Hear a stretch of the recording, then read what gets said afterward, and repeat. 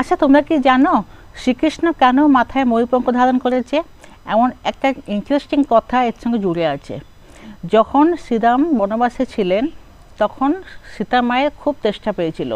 তো তখন দূরে দূরে যখন সে বলেছিলেন যে জল তেষ্টা পেয়েছে, রাম তখন অনেক দূরে দূরে তাকায়, সব জায়গায় খালি জঙ্গলই জঙ্গল, কোথাও জলাশয় একটা ছিল না।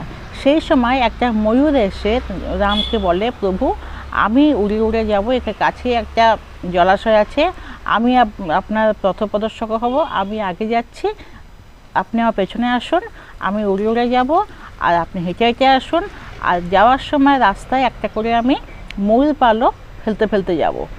তো ময়ূর পালক ফেলা দেখে আপনি আপনার রাস্তায় আমার পেছনে পেছনে আসতে পারবেন। তো এমনটা বলা যায়, ময়ূর যখন জবরদস্তি তার পালক ছাড়ে তখন ময়ূরের মৃত্যু হয়।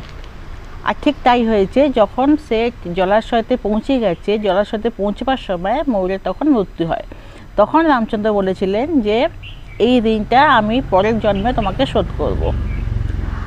তাই জন্যে যখন পরের জন্মে শ্রীকৃষ্ণ জন্ম হন তখন মাথায় ময়ূরপঙ্খ নিয়ে আসেন, যেন তার ঋণ সে শোধ করতে পারে।